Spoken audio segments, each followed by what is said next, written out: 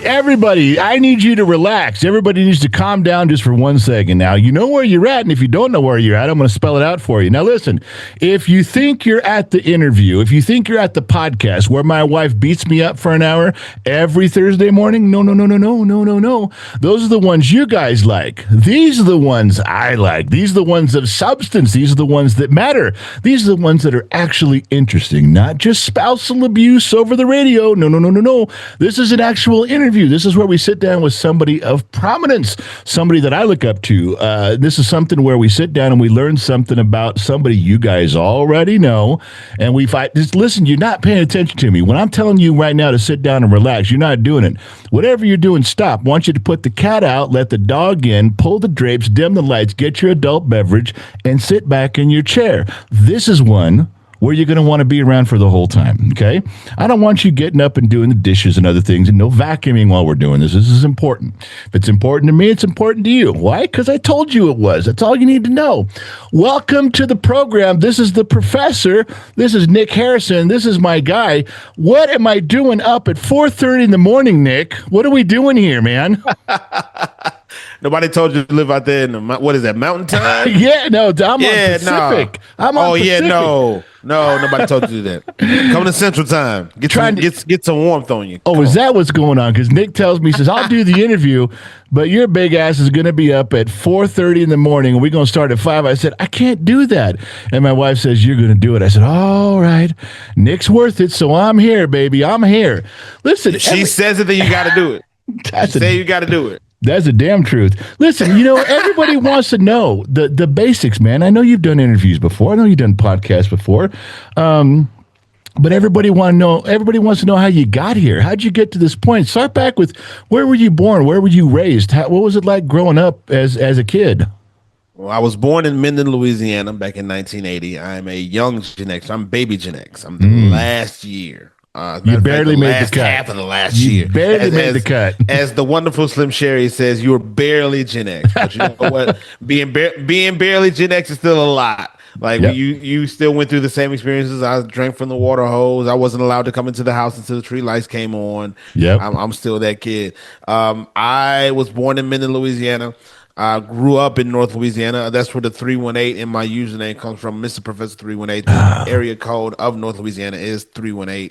So that's where that comes from. I grew up in Grambling, Louisiana, a wonderful town in North Louisiana, about an hour from Shreveport, for those who know the landscape of the state of Louisiana.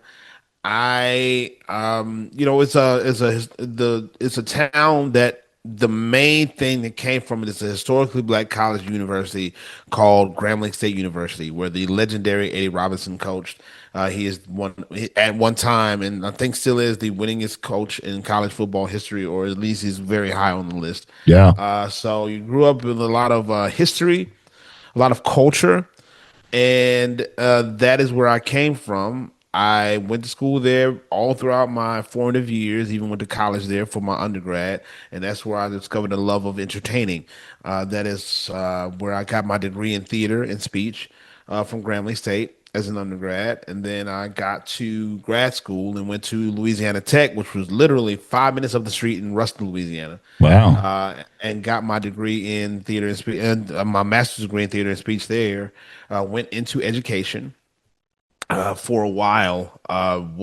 Actually, right out of college, I started acting professionally for a little bit, and then went to waiting tables back in Ruston because my mother got sick and I needed to come home, and she was not doing well and needed me to come back home and be with her. So I got a job waiting tables, and while I did that, there was somebody from Grambling State, from the theater department, who recognized me because I waited on their table. They were like, "What are you doing here? Why are you doing this? Why are you waiting tables at the Chili's? What's going on?" And I said, "Well, that's my mom's sick, and this is the job that I could get." They said, "Okay, we have an opening, come by, interview. And I did, and I ended up working in the theater department for the next 7 years Wow. as a speech and acting coach. And after that, I discovered that I ended during that time, I got married, had a kid, and I realized that my heart was in teaching children, elementary school. So I went to school to get my education degree and uh, went to teach in Monroe, Louisiana, which was about a half an hour up the road from there. So I stayed in the little same Yeah, pocket you stayed of pretty close Louisiana for a by. while. Yeah. Yeah, because home is where the heart is for me, and that Yeah. was my home, and I love that area, and I love being there. So I wanted to give back as much as I could because it gave me so much during my formative years. So I stayed in the North Louisiana area. I taught at Minnie Ruffin Elementary. Shout out to Minnie Ruffin in Monroe, Louisiana, for 7 years, 6, 7 years. Then went to administration for a year. And during this time, while I'm teaching at the elementary school, COVID hit. Yeah. And that's when a lot of content creators, social media people really started to like dig in because I was a teacher, I was a theater kid, bored at the house with nothing to do, and they told me to lock the door and don't come out. So I took the suggestion of one of my fellow teachers and got on TikTok, even though I deleted it about a month earlier than that, a month or two earlier than that, because I said it was it used to be Musically. Yeah. And I said, I'm gonna get put on a watch list because this is nothing but teenage girls dancing. So Yeah. I ended up deleting it, and then she's like, "No, you need to get it back. You'd really do well." And she was not wrong because Yeah. everything just started like clicking immediately, and I'm still teaching at the time, and started doing stuff in my classroom and all this stuff, and things just started getting bigger and bigger and bigger until one point while I'm in administration and I do 1 year and I'm like, you know what, I'm done. So after 15 years of teaching, I retired early. During this time, around 2021, I met my current wife. I got divorced, got married again. We are just so happy and just so in love, and everything is wonderful. And this is when I decided to retire, move to South Louisiana. I stayed in state, but finally moved away from the home area and came down here to Hammond, which is about an hour out of New Orleans, and 45 minutes to an hour out of New Orleans. And this is where everything really started to click. I had 1 million followers on TikTok here. And that's where we are today. All right. So now look, let me help you out here, brother. If you think that the interview's over, you think I'm going to say, well, there you go. There's Nick's whole story from stem to stem. No. We're done now. No, baby. I'm backing you all the way up. I'm backing you up. I'm going to ask you two questions. One, how young were you when you realized that, like, that theater, that theatrical, that entertainment part of you, there was a bug in you about you want to do that? Number two, I want to know how your parents felt about it, because at an early age, I got to imagine they caught on to a little bit of that. Tell me that part. I was about 5. I remember You started early. I remember specifically being in kindergarten, and I was there was the university, like the elementary school and the high school and the middle school that I went to were all lab schools, which means they were on the college campus. Yeah. So the college would always do these pageants for like the kids, and there was a title of Little Master GSU, which was for somebody in kindergarten, and I was Little Master GSU at 5 years old. Little Master GSU. Dang, you tell me that was your rapper name or something, right? No. All right. No, Master P did not get his name from me. No. I was not Master N. No, I was not Master Professor. No. So what happened was they had the pageant, and they had Little Miss and Little Master GSU, and they had us do a Peter Pumpkin Eater skit.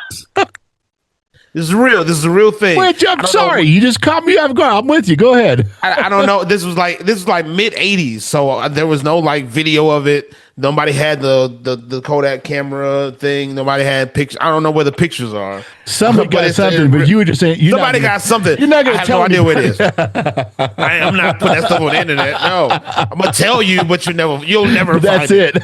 But so I don't know. We did a skit for the Peter Pumpkin Eater where I'm chasing her around on stage, and we did it in front of this large crowd at this this auditorium. Yeah. And I fell in love with it that day, and it was just I loved it. Right. So I spent a lot of time as a young kid, and my love was really comedy, which comes back to where we are today. Sure.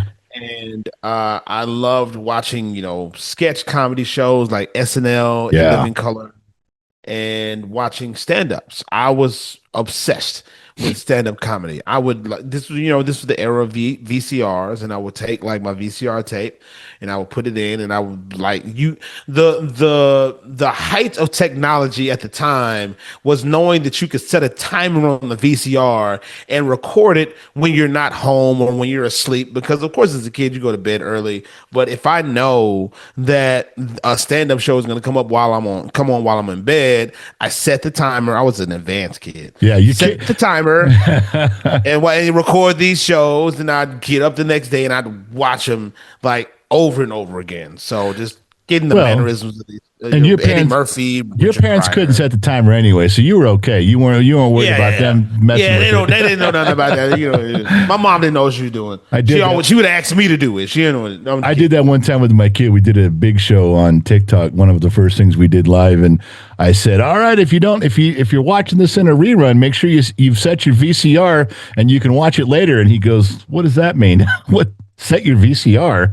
I said, "You got to press the clock, man. It can't just say 12 the whole time. Never mind. Let's just move on." Hey, so you said the Peter Pumpkin Eater, was that part of a competition or just a play? I had already won the Peter Pumpkin Eater. Well, that's what I'm going to ask you. I'm going to ask you if you won. I'm going to ask you what place you came in. Well, they named us. It wasn't even a pageant or a competition thing. They were like, "Okay, you're going to be Little Master GSU. She's going to be Little Miss GSU. Oh, okay. This is the thing you guys are going to do during the because it was during the Miss GSU pageant, right? Where they did this whole thing, and I was, they named us Little Master and Little Miss. Yeah. So we did that. It was just a performance during the pageant. So yeah. So you record all these other comics. Did you imitate anybody? Did you idolize anybody? You brought up Eddie Murphy. Did you walk around talking like him, pretending like him in the mirror? Getting those rhythms and cadences down? There were 3 or 4 that I remember as a young man, really standing in the mirror and trying to imitate. Eddie Murphy was one of them. Richard Pryor was one of them. Martin Lawrence was one of them, and Jim Carrey. Like Jim Carrey and the characters that he would do on In Living Color were like, to me, just next level. Oh, man. Beyond. He was the best. There's one song to this day that I still know and sing because he did this preacher character with Damon Wayans, where they were like these 2 evangelists, like televangelists, and they would like both try to hit up the congregation for money. And there's this song, I saw sweet Jesus on top of the hill the other day. I saw him while they watched the children play. When I opened up my voice to sing and praise, he ran away, far away. My singing made sweet Jesus run away. And I would sing that every day. Like, that was, to me, I was like, this dude is just great. He's the best. So those 4 for me were like it. Yeah, that was your influences. Those are my influences. Now there were others. Like, I watched Comic Relief, even though I wasn't supposed to as a kid, because that was way past what I should have been watching as a child. With Whoopi Goldberg and Billy Crystal and Robin Williams, and just like that, like stuff like that, and the all the comic specials. Again, from child to teen and beyond, like I was watching these stand like Jon Stewart was one that I just idolized, obsessed over it. So it was a group of comics like that, and there's still some that like people like John Panette, um, uh, uh, Kevin Meaney is one. Yeah. Oh man, Kevin Meaney was the man, and he still is. So it's like I would watch these comics. Garland, of course. Oh my gosh. I could talk about this all day. Well, I'm gonna try to wrap it up. Wrap it up. I got you. I'm with you on that. I did the same thing as the comics. I just, here I am, the skinny white kid, and I'm running around my junior high pretending I'm Eddie Murphy and Richard Pryor, and then I'm Eddie Murphy doing Richard Pryor. Then I'm Eddie Murphy doing Richard Pryor doing Bill Cosby. And like you said about Jim Carrey being next level. I never, as a skinny white kid, you think that'd have been right up my alley, and I couldn't do anything Jim Carrey because his facial stuff he did was half of his persona, and I never could do anything like it. I tried. I don't know who can. I know I couldn't. It's just something. You look at him and you're like, my gosh! And like you said, it's next level because he combines that the voice and the mannerisms, and then he changes his face, and you just go, all right, I'm done following you. I just got to watch. I can't do it. I can't imitate you. Like I cannot make it happen. I'll try. You can try. There are the comics, the actors that you try as a child you try to emulate and be more like. And it comes to a point, like even to this day, that's the longevity of Jim Carrey, where my kids will watch the Sonic the Hedgehog movies, and just fall over laughing at everything he's doing. And he's been doing this for literal decades, for like 40 years. Isn't that something? So it's his longevity and the way that he can still do what he's doing and just turn it on at a moment's notice. Oh and yeah, he's so sharp and so smart, and I don't think people give Jim Carrey like the credit that he really deserves. Well, look at how he was able to shape comedy from where he was. Oh yeah, like you said, he could jump into character because look at everything he did improv. Every time he's on an awards ceremony, every time he gets up behind the microphone and nothing is scripted, and he just makes it happen right in front of his peers. And he gets it. It was incredible to watch. But like you said, it was that's something. I'll tell you one thing I learned about Jim Carrey, because I could say I took a lot away from Jim Carrey, but nothing on the imitation side, because I'm just watching in awe. Can't do it. But I saw an interview one time, and they brought up an old film of him. I don't know whether they did it as information or to embarrass him. He got up on stage, early comedy, before anybody knew who he was. He's crawling on his stomach around the walls of the stage, up against the backdrop and the wall, and he's making all these weird noises like he's a worm or something, and no one's laughing. And they said, well, so what was this all about, Jim? And he goes, honestly, I was pushing myself in every direction I could to be comfortable on stage doing anything. And if I knew if I could stay on stage during those things where I'm just trying to be as outrageous as I can, I knew I'd be comfortable in every other situation. And I thought about that. Now, I never did that. I didn't go do that, but I thought he's right. If you can stay on stage after you're bombing or no one's laughing, and you can come off stage and shrug it off and go, all right, well, try something else tomorrow. He was right. He kept going out there until he worked out all of those anxieties and then could move forward. And you can't fault him. Look where he is. Look where it got him. And he's right, man. Like one of the things about being a part of this comedy tour that I'm on now, the Gen X Takeover Comedy Tour with the real Slim Sherry, Kelly Mano, Dad by Veteran, who you know well, we have great audiences everywhere we go, and they already know who we are. Yeah. But I've done a couple of shows because I did some comedy shows before we started doing the Gen X Takeover comedy thing. And I've done some comedy shows since then without the group. And there are times where you're in front of people who have no idea who you are, who really don't care who you are. They just want you to make them laugh. How do you do that, like, Nick? How do you go out there? It's one thing, like you said, you hit it right there. It's one thing when you go out there and they know who you are because they're ready for it, they know you. But you just said you went out there where sometimes they didn't quite know who you were. How do you pull that off? Because now you have to earn everything you're doing at that moment. You don't get any credit. They're not ready to laugh until you make them laugh. And that's why you do it. It's Oh, it's like, again, stand up has been a dream of mine since I was a child. So a quick story. Before we started doing the Gen X Takeover comedy thing, in between the time where I met Slim Sherry and we did our first show in Nashville in August, which is like a couple of months, I got an offer to do a comedy show in San Diego. oh, We did a show in San Diego and did a show in Arizona. It was just me. And they reached out and said, "Hey, we would like for you to come and do a comedy show and give you 90 minutes." I said, 90 minutes to do what? They said, "We really don't care. Just come do a show." wait, did you And say we 90 minutes? 90 minutes, 90 minutes to do whatever you want. Oh, And that's a long time to carry, brother. That's a long it time. is. So what we did was my wife and I, we had a podcast at the time. So I did 30 minutes of stand up and then we did an hour long live version of the podcast Oh, in both venues. It was a Mic Drop Comedy Club in San Diego and Mic Drop Mania in Chandler, Arizona.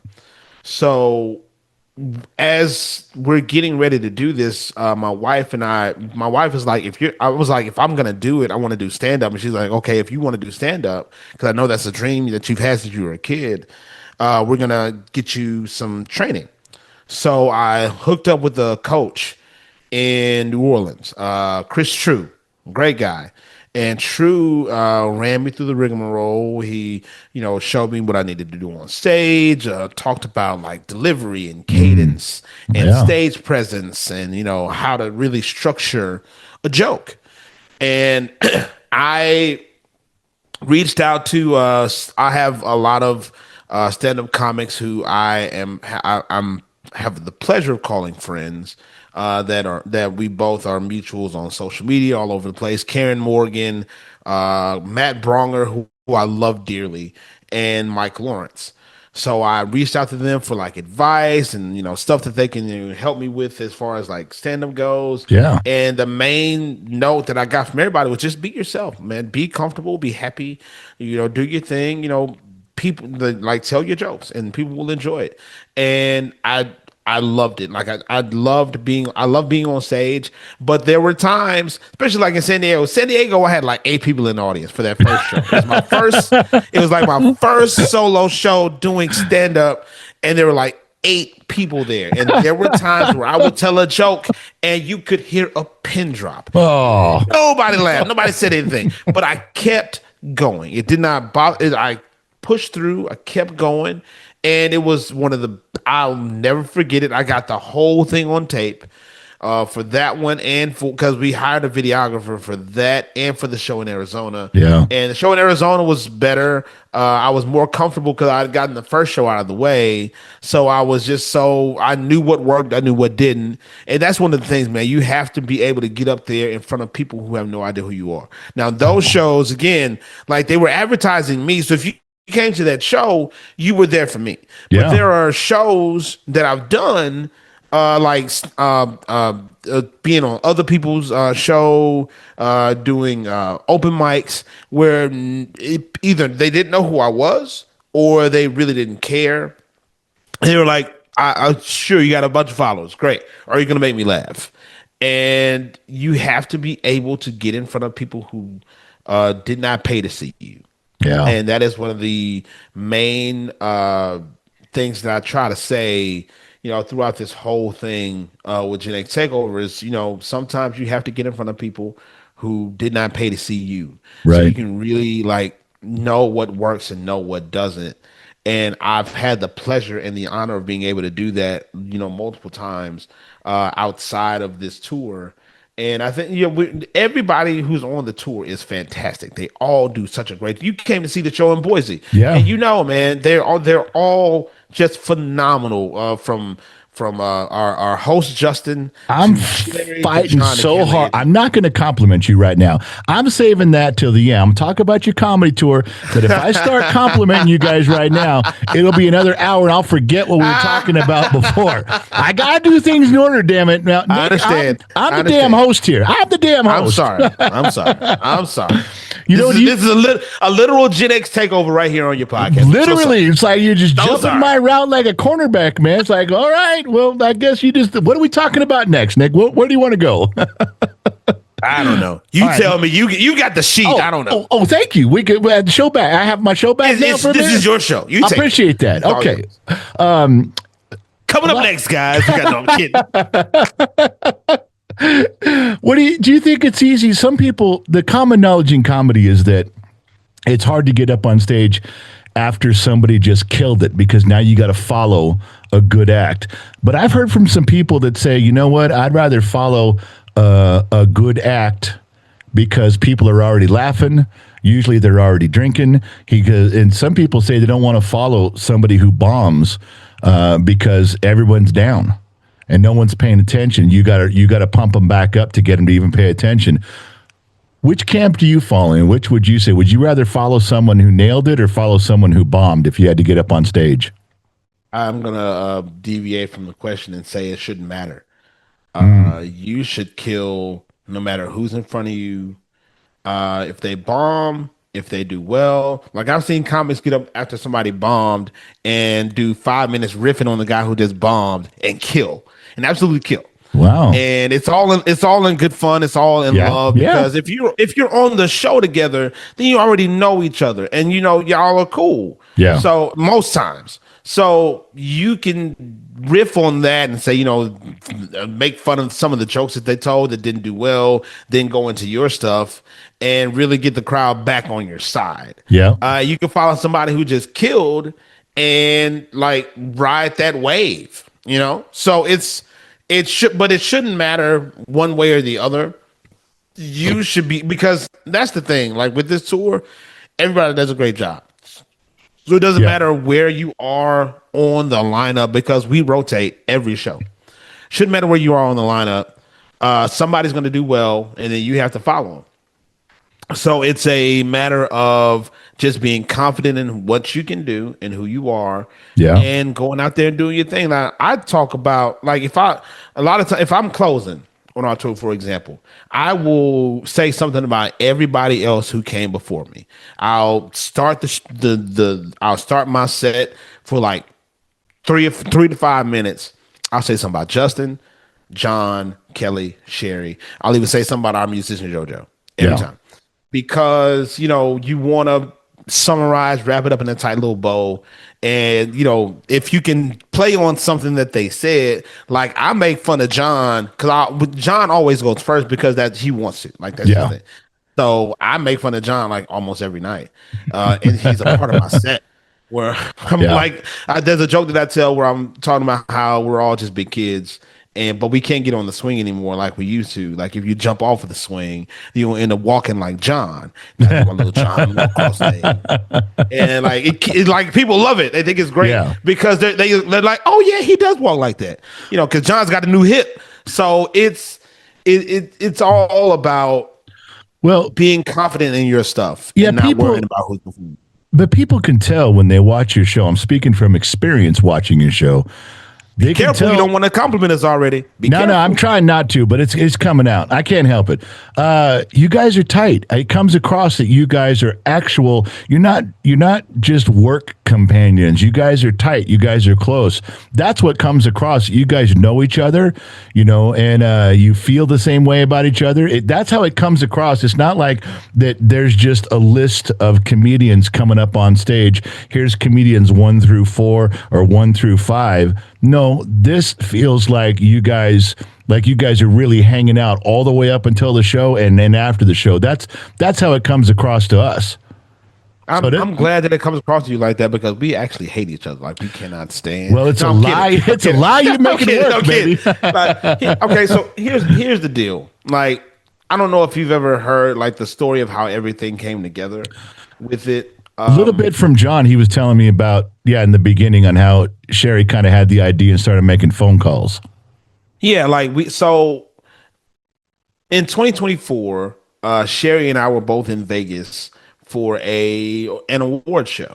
And it was the first time we'd ever met in person. We talked on social media back and forth a couple of times. It was the first time we'd ever met like in real life and IRL. And IRL. She says, during this time, like, hey, I really want to do something. I was like, well, great, because I'd love to do something too. And she's like, well, let's call a few people in. We ended, and Sherry, Kelly, and John were the calls. And we were like, hey, we want to do something. Let's do something. Like, if you ever watched that first video we made together talking about the show in Nashville that we made that 2 years ago, the phone call videos that we kind of do to promote the tour, that's the first piece of media that we ever made together as a foursome. And it goes in the kind of direction of how it actually happened. And that's how me and Sherry are talking.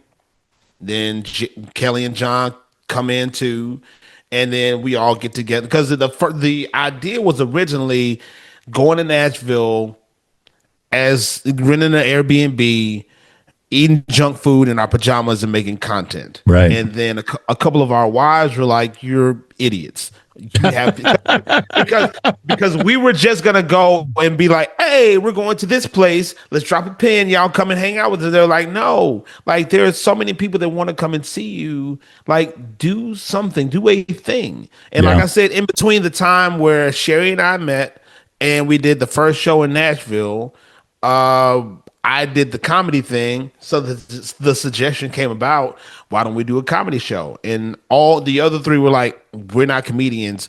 What the hell would we do? And I'm like, hey, man, I'm not necessarily a comedian right now either, but I just did it. So why can't y'all do it? And so we ended up doing it. Like we did it in Nashville and we sold out in like 24, 48 hours. Yeah. And then we ended up adding another show because we sold out so quick, and then that one sold out. So and then that's where it all like came together. Well, then you knew you had something. You had something special right then. Right. And it still remains special. We talk about all the time how this combination is so special. Yeah. And we, of course, like brothers and sisters, which we are now, and like brothers and sisters, we have our disagreements from time to time, but it all like makes us stronger and helps us to grow and get better. Yeah. And we are tight. Like we are friends, we are family, and we love what we do, and we love being able to reach the people and shower love on them through like comedy and shared experiences. Well, when I interviewed, it's been great. I did that interview with John, and Dad Bod veteran. I'm so sorry you had to deal with that. Oh my God, I'm so sorry. He is the worst. So sorry. The only reason we're here is because of him. Just so you know, the only reason you and I are here, number one, he gave me $12. He said, just go interview Nick. I said, all right, you give me $12. That was nice of him. You give me $12, I'll go interview Nick. So he sold you out for $12. That's one. And he said, you should have interviewed me last because everyone else is going to be a disappointment after me. Yeah. He said, everyone else, no one's going to be as funny as he is. That's what he told me. So I had to prepare for disappointment, but I did have the $12, so we were okay. And I knew going in I was all right. I'm getting conflicting reports because you texted me and told me that John failed miserably. So I'm trying to understand, like, what's the real story here? Like, what are we doing? Then you found me out. That is me stirring the pot. Gotcha. Yeah. You're not supposed to actually remember everything I say. Come on. That's not what friends do. Don't do that. Don't give me what you said. Mine like a steel trap. I get it, baby. Now listen, he did say something. I keep receipts, but he said something great about you. In fact, I bet I'm going to get this from everybody as I go through the ranks here. I said, how did you we're talking to John, and I said, how did you get on stage and make this happen? He goes, I can't. He goes, I have to remember my stories. I got to keep it, to personal level. He says, but Nick has really helped all of us because he's done some of this before, and he's had some pointers, and he made it seem like you thought you were giving away little tidbits of pointers. but he's taken them as gold. He goes, man, I didn't even know that. And it changed a little bit. So the stuff you've done leading up to this, you're shaping at least John, but he says all of you, you're helping shape these guys in an area they hadn't been in before. It was a pretty big compliment because the tour is all of you individually doing your own thing. And of course, you have that great finish to your show. You have that just outstanding finish to your sets. But I'm telling you, along the way, he was serious. He wasn't, we're chucking and jiving as we go along. But at the end, he's like, no, you need to listen. He really did help us. He had these pointers that shaped everything. So you've done something right there because you passed it along and they're using it. I'm gonna tell you a story, and I'm not sure if John even told you this. Okay. We were in Atlanta. It was our third show together. We had just done 3 shows. Did Nashville, we did Cleveland, and then we did Atlanta. And I told John, like, because I would mess with him all the time because I am straight up content creation. Didn't have another job. John had another job, and I was like, John, when are you gonna just do content creation? He's like, man, when everything aligns and does what it's supposed to do.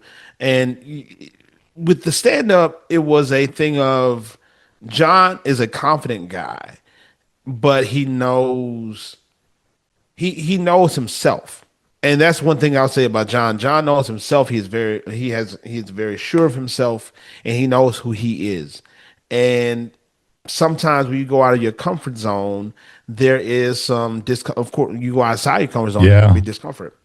And this was outside of his comfort zone somewhat.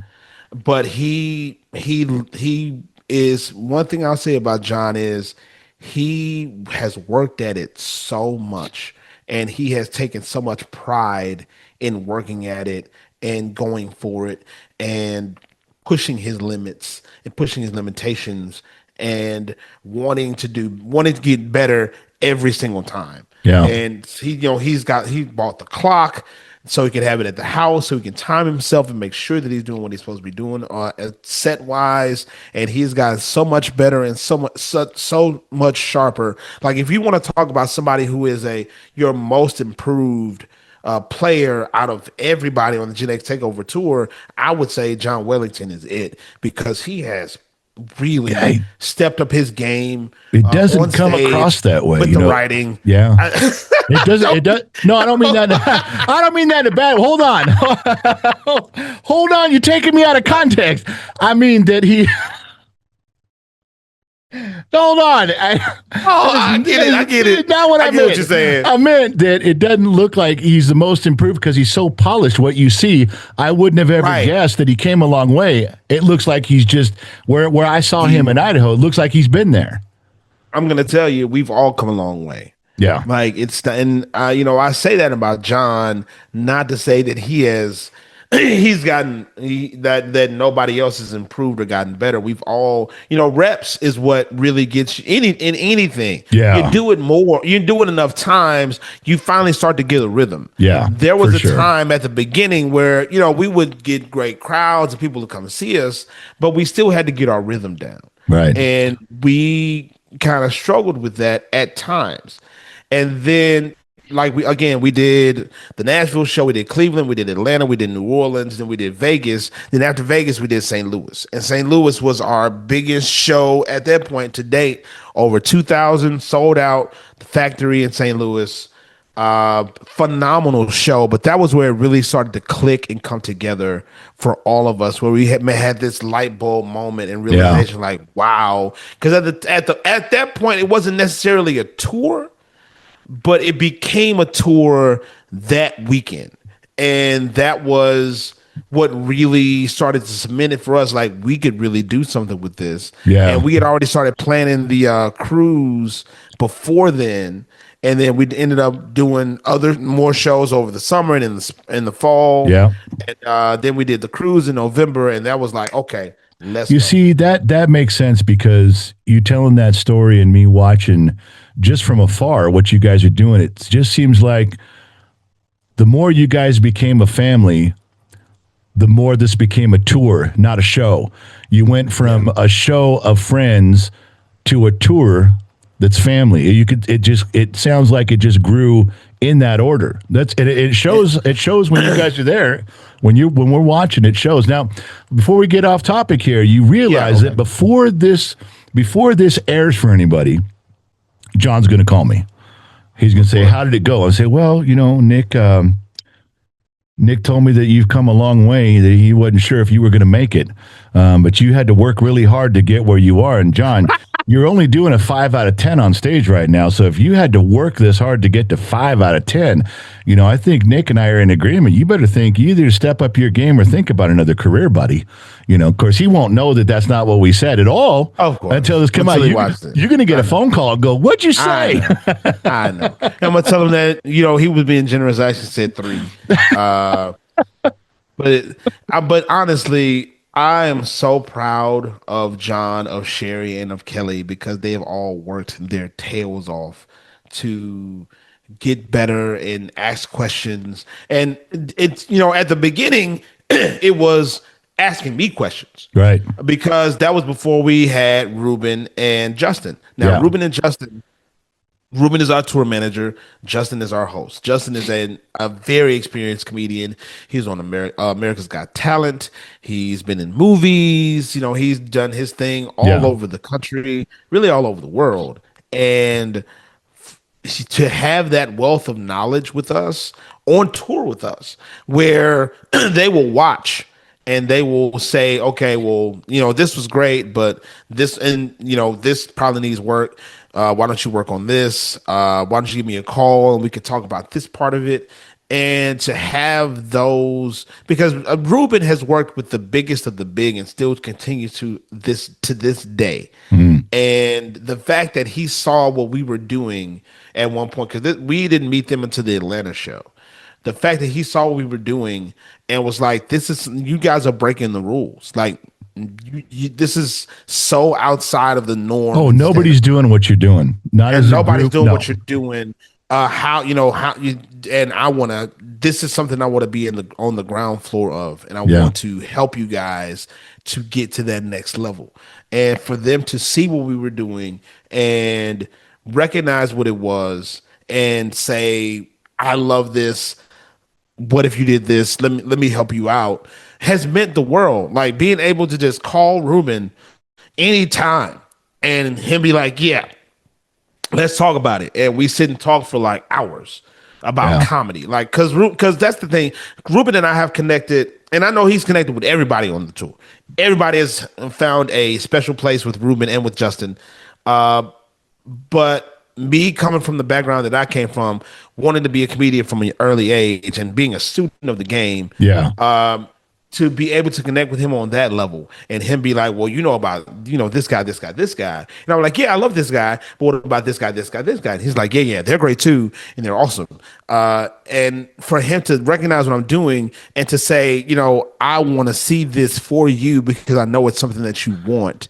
And for him to take the time to talk to me about these things has just been an honor. It's kind of like with Ruben. I've listened to you guys talk about this now with Ruben, especially with what you just said. With his background and things he's done, he can talk to you at a different level than the others on the tour. You've done some different things than they have. You've been in the business a little bit longer than they have. It sounds like he can pick up, some of those conversations right where you need it to be. And if he can do that same thing with John, where he's at in his arc, his comedy arc, or Kelly, that's great. If a guy can do that, then you have value in a manager that you can't buy. That's someone who's really paying attention. It's like you can do your set, come off stage, immediately ask Ruben, "Hey, how did I do?" And he can tell you like, "Hey, this is what I want. Give me a call this week and we can have a conversation about it." And Justin be the same way, where I remember specifically, and this was really big for me. We did our first show of 2026 in Detroit in January. I wrote all new material for my set. Like, we were starting a new year, so I was like, I want to do a brand new 20. And I go out and do a brand new set, and I come off stage. Justin stops me backstage and compliments me, and he's like, "Hey, man, that was a great set. That was amazing. for Ruben to be like, oh, that wasn't in Ruben's like have you met Ruben in Boise, did you not? I don't think Or I did met you? Ruben. No. Okay. So like, because he stays behind the scenes, and that's the thing with him. Like he is like, you ever hear the stories about Lauren Michaels for SNL Oh and how yeah. he's like he's not he's very soft spoken and quiet Yep. and doesn't really come out into But the but also direct when Norm Michaels does finally speak. He seems to be very yes. direct. Like when he speaks, you listen Yeah. and you hear it. E.F. And Hutton. all Ruben said was that new set? Nice. That's all he said. You start And I was chasing it down. over Ruben, I was that good or over bad? the- Yo, I was over the moon just with that. I was like, oh my God. Like he noticed. He saw that it was new. He's like, and he said, nice, great. And it's that like, but see, that to me is like, that's when you're together as long as we had been, because at that point we had been with Justin and Ruben for a year. So when Yeah. you're together for that amount of time, when you're on Yeah. the road together, when you're at every show together, like you pick up on everybody's like love languages and their body language and how they communicate. And for me, for coming from Ruben, that was huge. And Well, for you heard volumes. He said 3 words and you heard volumes. I would have heard 3 words and been in panic mode going, I'm going to need more than that, man. I have no idea if you're happy or not. But that's the thing. Like if he even took the time to recognize that and say something, like I didn't have to ask him about the set. I'm walking past him. He goes, "Hey, was that a new set? Okay, nice." And that was like that. The fact of the recognition was enough for me. Like Good. Yeah. it's this tour has been so great for all of us for a number of reasons. Exposure has been great. Being able to meet so many people and make so many connections with followers and people who have followed us for years and people who we've admired for years, because we have people who come out to the shows that we know who they are, and they'll come through the VIP line. We'll be like, like John, knows you well and had talked to you before. And I think Sherry had as well. Yeah. And I want to say that Kelly had conversation with you as well. I didn't know you as well as everybody else, but it was an honor to meet you because they talk about you in a very high esteem. So You get fans to do that to you. I came there as a fan of all you guys for sure. Yeah. So it was like being able to meet you and being able to meet all these people who are, they give you these personal stories and tell you, like when we did the show in Nashville, the very first show, there were people who came, and I tell this story all the time because it has stuck with me to this day. It's like we're almost 2 years removed from it. And there are people who came to that first show who hadn't left the house since COVID. They're like, this is my first time away since 2020, but we heard you guys were doing this and we really wanted to come. You can't miss it. Yeah, you'll get out of your comfort zone as a fan to see this. I understand that. And it means the world to us because I started in 2020, and I know the other 3, they started at certain times too. But in 2020, for all of us, it was a very tumultuous time for the world. So we wanted to make sure that we were putting out content where we could connect with our people and like love on them and let them know that there was somebody out there who, saw them and loved them. And for me, success on social media is about authenticity.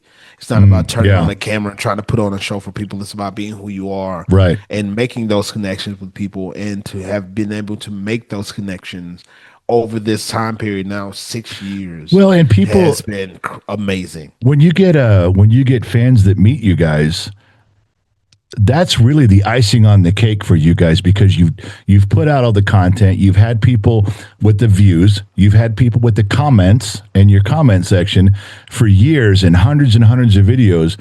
But the icing on the cake is when they take their money and they spend it on a ticket. They drive to where you are and they stand in that line because they're like, listen, they're telling you, I'm invested in this too. You put out the content. I'm invested. I'm a fan, and that's the icing on the cake. They just want to meet you. They want to. They spent all this time getting to that point.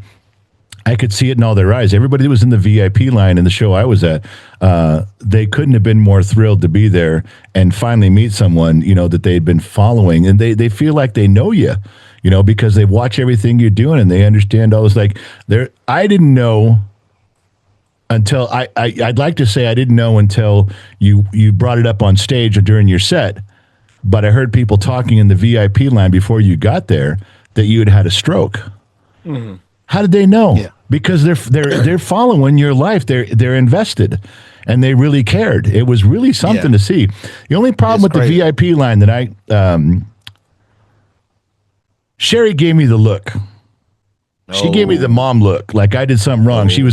She took my phone and she was putting her phone number in my phone, and she goes, "It's already in there." I was like, "Oh yeah, I forgot. I don't bother her, so I forgot that I had the number." But she was like, "It's already in there. How did you not know you had?" But I'm sorry, Sherry. I didn't. I did forget. I do apologize. It's my fault, buddy. When you get that look from Sherry, it is. You freeze for a second. And you're like, "Oh my God, what did I do?" No. Look, I will say this, and Sherry is gonna kill me for saying this. She is the sweetest person. Like, I have known her longer than everybody else on the tour. Yeah. We met each other well before we all got together in person. And I remember that first show afterwards and the after party downtown in Nashville.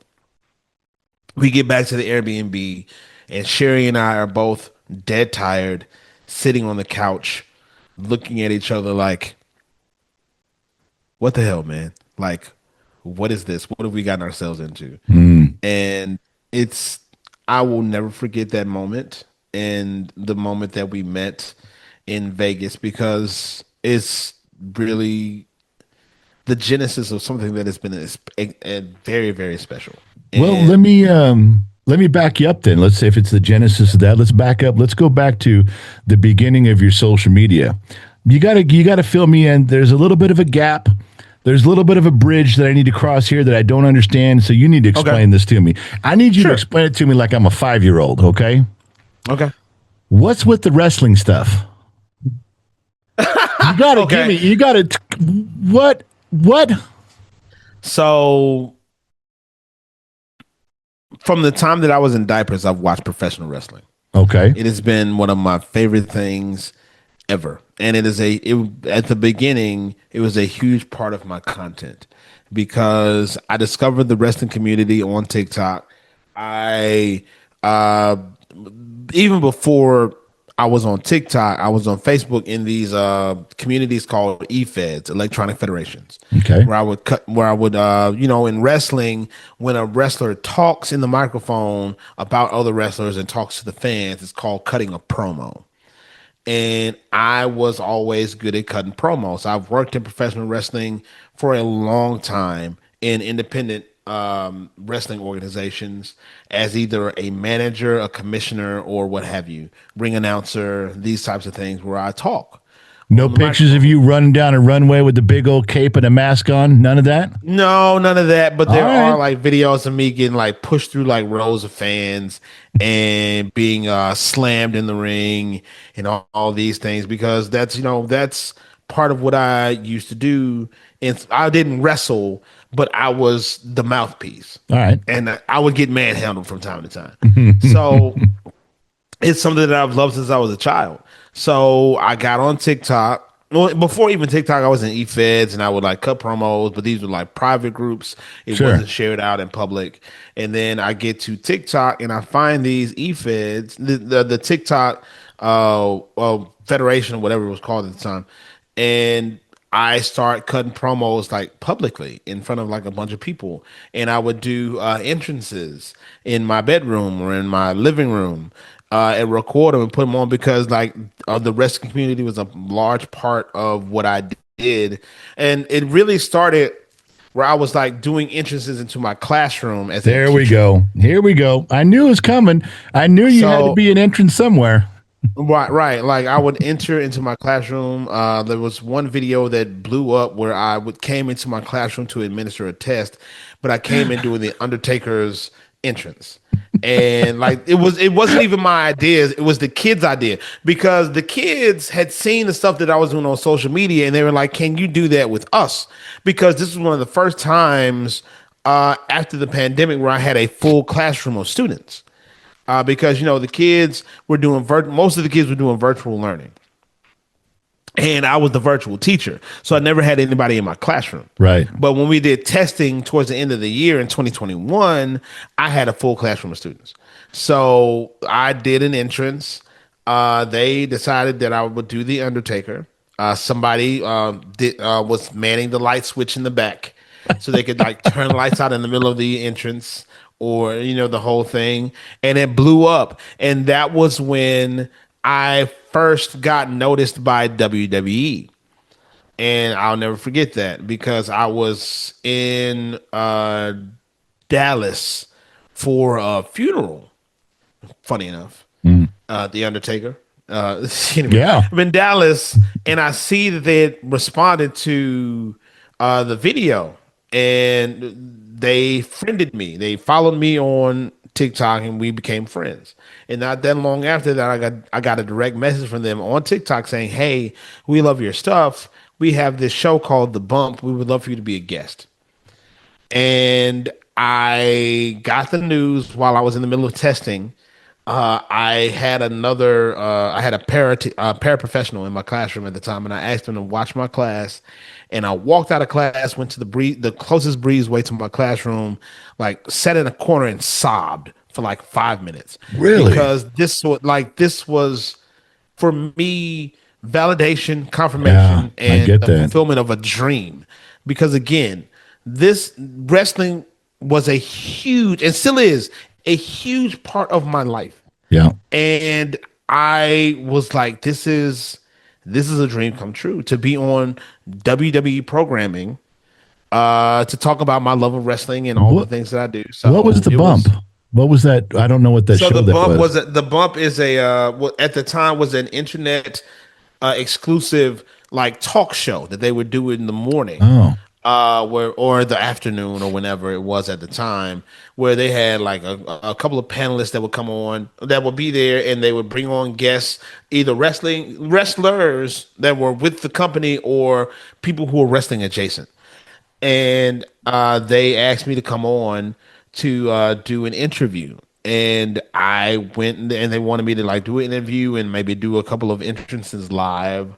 And the whole story behind that is crazy because I was going to be in New Orleans for a teachers conference, the Louisiana Teachers Association or whatever they called it at the time. right. And I'm in my hotel room setting up, and in the middle of all of this, I'm messaging my wife Lisa. She was not my wife at the time. We weren't even dating at the time, but she lived like here in Hammond, and she saw a post that I made with another teacher, and she was like, "What are you doing in my neck of the woods?" And I asked her out on a date, and she was like, "I'm not dating anymore." I said, "Well, let's just go out to dinner as friends." And she's like, "Well, okay, cool." So I have the interview. I go out on the date with her the next day, and we haven't been apart since. Oh, I see. And So that she was didn't want to date you till she knew you were somebody, and you went on the interview. right. Now all She of a it was sudden, like I was on the bump, and she was like, "Okay, well now we have to." now go we out. got. Now we're No, okay. Now you're somebody. no. But that whole time period in my life was just this, it was life altering because the bump went out like everywhere, and I was already big in like the wrestling circles on social media because I shared everything that I would do on like X, which is where a lot of my wrestling stuff would go. And like wrestlers were sharing it and other wrestling entities were sharing it. WWE was sharing the stuff, and like It's they big. like they were sharing the interview like blow by blow as it was happening on their socials. And like the wrestlers were seeing it and they thought it was really cool, and it was just great. And it was again just a big life-changing moment Oh, for me. to It's be able to do that. you summed it up when you said you went outside and had to gather yourself because you'd reached a point when you got to that level of where it's notoriety is what it is. But it's when one of those agencies looks at you and goes, "Hey, they see a ton of stuff. How many times do they actually call? They see a ton of stuff. How many times do they actually message somebody and get going?" And you were one. That's right. Gigantic, man. Like it was huge, and it put me out there in wrestling circles everywhere, and people started to take notice. They were already noticing the stuff that I was doing, but they really started to take notice after the interview on the bump, because again, so many clips that came from it, and they kept talking about me on the show. Like they would bring, like wrestlers would come on and they'd be like, "Hey, by the way, have you seen this guy who did your entrance? Like, what do you think about this? How do you, is this cool? Like, do you like this?" Right. So so it's like, and then other wrestling companies started to take notice because AEW would see it, because people would comment on the videos and be like, "Hey, are you going to do any of these other entrances from these other companies? Yeah. Are you going to do this indie guy? Like, he's really popular right now. Can you do this?" Yeah. So I started to branch out and do other stuff. And then other people started to take notice and say, "Hey, this is really cool." Well, you recognized an angle and you took off with it too. Something you were already doing. And then when there's a wedge in the seam to go further, yeah. Take off, man. Do it. And see, that's what has been so great about this social media journey is that I'm really just like sharing things that I love: music, comedy, wrestling. Yeah. These are biggies for me. So all I'm doing is sharing the things that I love with other people who love them as well. And people are recognizing it and seeing that it's genuine, because it's not me forcing it or trying to do something I don't want to do. And it's like, this is just who I am, man. Well, I still do the wrestling stuff. You're still messing with me on the compliments. I'm holding back 5 or 6, but I caught you on something. And before we get too far down the road, Nick, I got to call you out. There's a lot of people out there who don't understand some of the personalities and the quirks of Generation X. They may have glossed right over it with what you just said recently. They may not have caught on, but I did, because I'm Generation X also. Ladies and gentlemen. Yeah, I am. I'm a keen observer of human nature, man. So you guys may not have caught what Nick says. He says, the intro thing with the classroom and the Undertaker and the lights and I come in as the Undertaker, and it was really my student's idea. Stop right there. I got to let you in a little something. This old school. Now, why did Nick tell us that? Well, because he brings up that his students were the root cause of that, and here's why. If it goes badly, he blames them. He says, "Well, that didn't work 100%. Out. Fell on my face, 100%. But for my kids. 100%. I did it for the kids." Now, yeah. If it goes well, if it turns into something funny, if it goes down a road that causes him to be on the bump and WWE's paying attention, if it branches out, well, then that was just his own genius. He was bold enough to try something new. Now, a lot of you didn't catch on to that, but as Generation X, we're always going to throw that angle in there. It's like, well, that was somebody else's idea. I just doing the right thing for the children, you see. So I caught that. That little caveat in there. We didn't know which way the story was going to go, but you were ready either way. I'm going to tell you that I will always give credit where credit is due. I'm not going to take the credit for anything that, again, that was their idea. The kids would ask me to do some of this stuff. Like, they would want to be a part of it. Now, during a time of COVID and people were worried about social distancing and all these things. Yeah. We had to have permissions. The school board knew what I was doing. The principal knew what I was doing. The parents knew what I was doing, because I had the kids. I drew up my own waivers for the kids to take home, because they would always ask if they could be a part of the videos. And I said, well, you got to take this home and get permission from your parents. If I don't have a sheet from your parents saying that you can be in the video, then we can't do it. Sure. You have to get permission from your parents. So only the kids who brought back permission slips with their parents' signature, because the parents knew what was going on too, because I was really starting to blow up. Yeah. And so I wanted to make sure that we were above board legally standing, especially during that time. And if they were going to be in a video if they were in a video with me, we all had to have masks on. Like you have to have your mask on. There's no getting around that because we're gonna be on film together. We cannot have like people saying, well, they're not in masks and they're not social distancing. I like it. Yeah, I got you. So this is this is not something that you should be doing. Yeah. But we call flack for wearing masks from some people who are like, you should not, why are you wearing a mask? But it's like in that time in the school system, it was a requirement. Yeah. Like, we had to do it. So I made sure that in those instances that we were doing what we were supposed to do. And it was always like the kids loved it. And I was so appreciative of them. And a lot of them loved it. A lot of them were mad at me because they were like, why are you verified? Like, you're old. You shouldn't be successful on social media. That's our stuff, man. Why are you taking our stuff away from us? So it was so there was some who were like mad and some who were like, oh man, this is the coolest thing ever. Please put me in a video.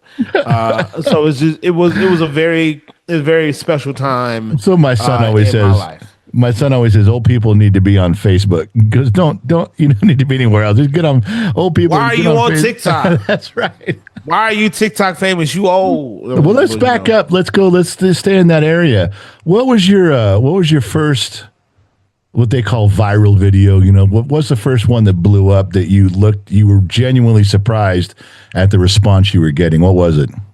The Bulls on Parade video is the one that I always point to now. There were other videos that were successful before then. There was one, I don't know if you ever remember the song, the chicken and the corn thing at the very beginning of everything. Like that was the first video that I had that went to 1 million views. And I was shocked. And part of the reason why I went to 1 million as quickly as it did was because I had an ear of corn that I pulled out when he said chicken and corn.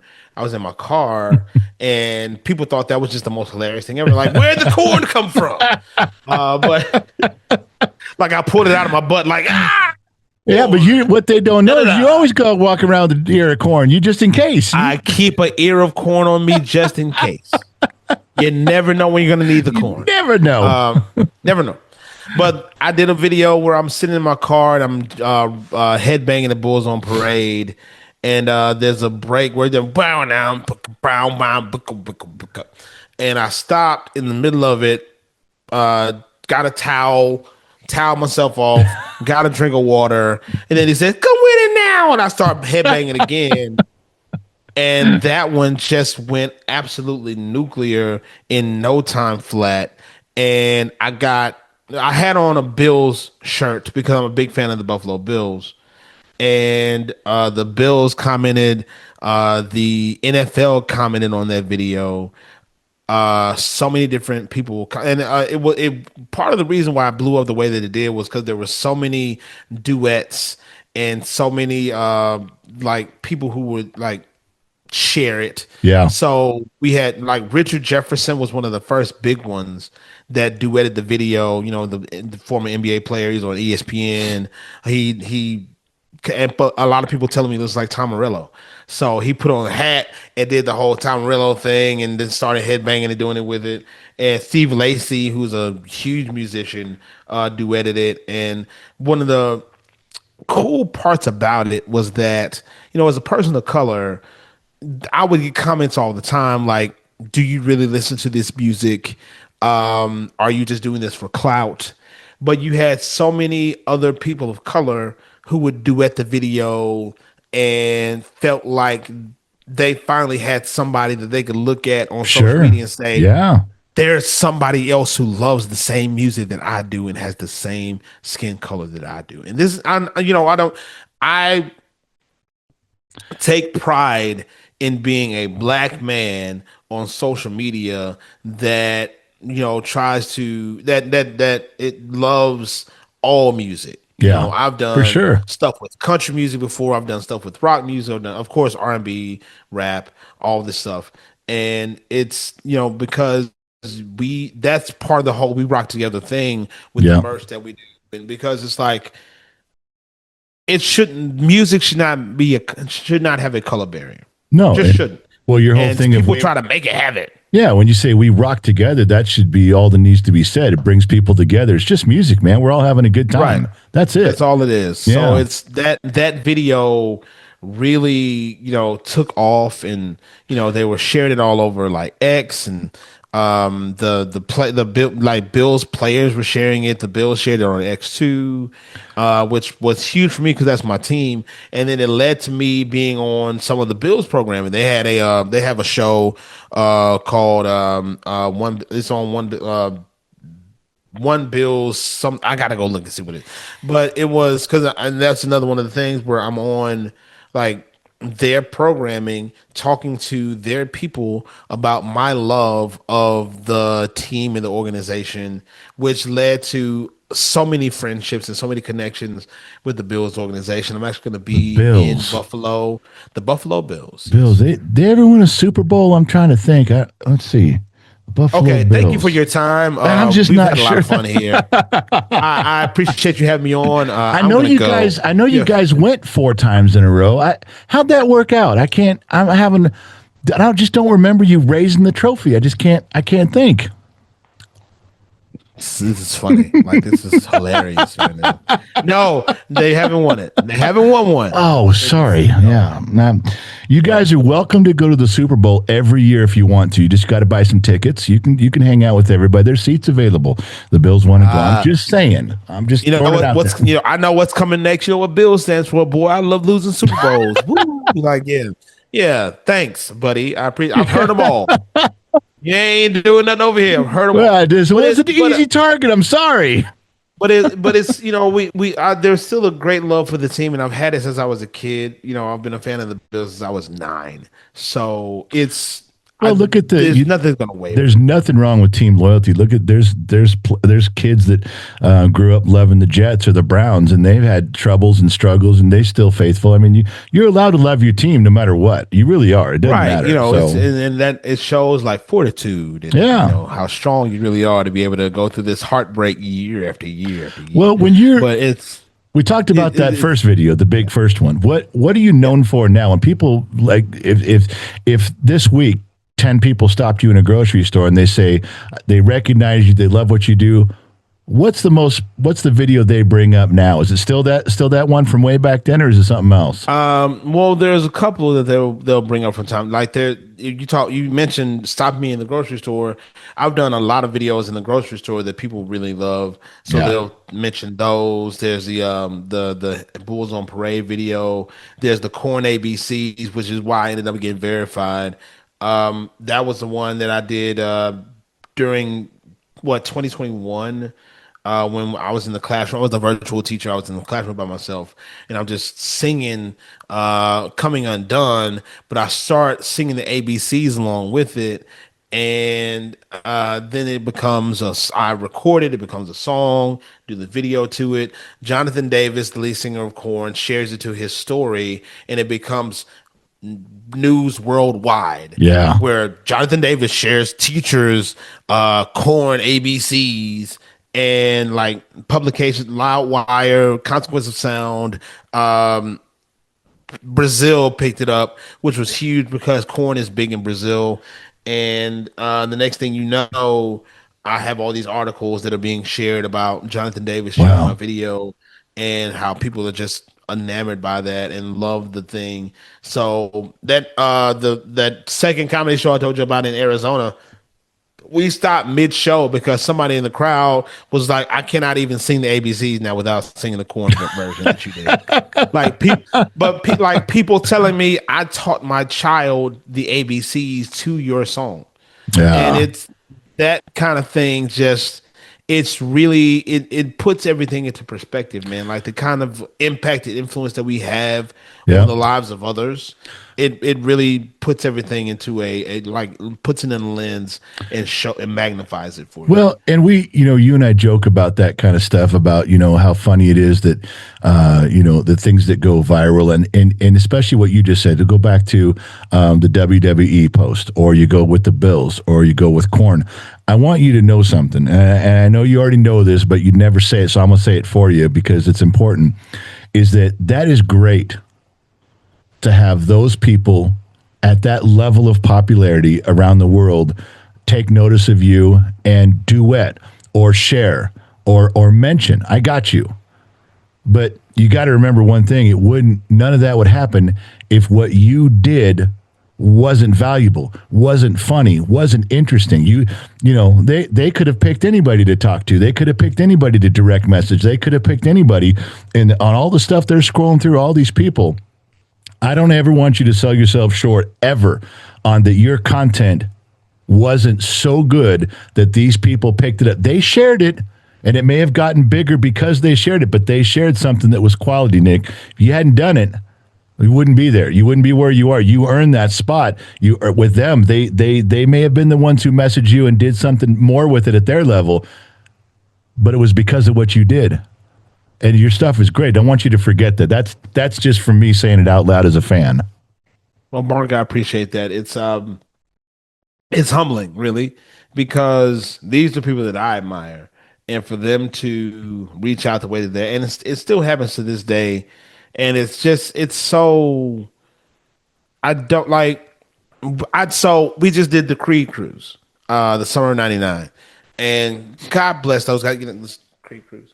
God bless those guys because it was it was an amazing experience, but the love and support that I got, not just from people who were there on the cruise, but from the bands and from Yeah. the entities that were there. Wow. Like I shared the video like a week or so ago of Living Color, Cult of Personality, Corey Glover.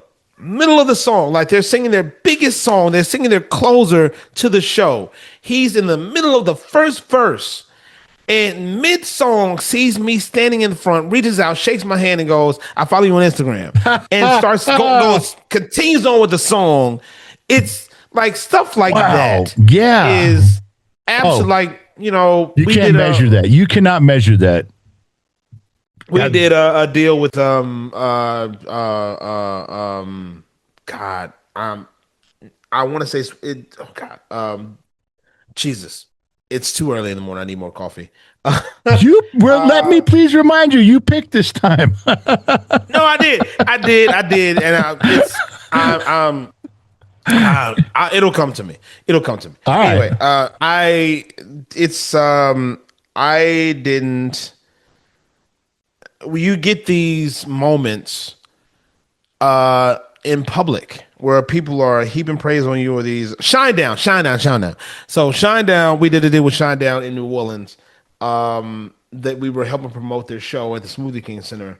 And I've been in contact with the guys back and forth on social media, but I never met him in person. Finally met him in person. They give me a big shout out at the end of the show, saying that I helped them with like the show doing well and like ticket sales and all these things. Like shout out to Mr. Professor, thank you so much. We appreciate you. And that like stuff like that. Like I don't ask for it. I don't. Yeah. It's not in my writer. None of this dumb stuff. It's Yeah. more of a like it's always just like these guys appreciate what you do and what you do for society, the world, and society as a Sure. whole, and all these things on social media, and they really appreciate it, and they're like, "Thank you for doing these things." Well, And it still blows me away, man. I will never get comfortable with it. I'll never get used to it, and I never want to get used to it yeah. because it just means so much to me. It's you're right. It's a mutual appreciation, but I want to say maybe a better word is admiration. They admire what you're doing. They appreciate what you're doing, but they admire and respect what you're doing just as a fan in their respect, just like you do. It's mutual admiration, or they wouldn't do those things for you. Like you said, it's not a writer. This is something that they're just doing, and there's no better way to get a compliment than to have people just giving you those for free because they feel it. That's huge. That's gigantic. It's always it's a mutual admiration society is what I always call it, because these bands, these entities, these actors, these comedians, all these people who I've got the honor to meet and have conversations with and break bread with, it means a ton to me because I admire them. I Yeah. look up to them. I am a fan of theirs. So for them to take the time out of their busy schedule or whatever it is to say, "Hey, we see you, we appreciate you, thank you." And my response is always, "No, no, no, thank you." Because without what you guys do, then, and I say that to anybody who's like in the DMs. I try to respond to as many messages on Yeah, messages as I can sure. personally. Try to respond to comments personally. Is thank you, because I would not be able to do what I do if it weren't for you. And it means a lot to me because I've been blessed. I'm a believer. I've been blessed by the Lord to be able to spread His joy and His love and His Yeah, light wherever I go, and that is what my purpose is. Like my wife and I talked about it the other day because we were listening to this message, and the pastor said, your job is not your work. Your job is what you do for pay. Your work is what you do for purpose. sure. And there are some like myself who my job and my work coincide, Yeah. and I'm able to use my job to do my work. I'm able to use social media, stand up comedy, personal appearances to shower love and light and happiness on everybody I possibly can.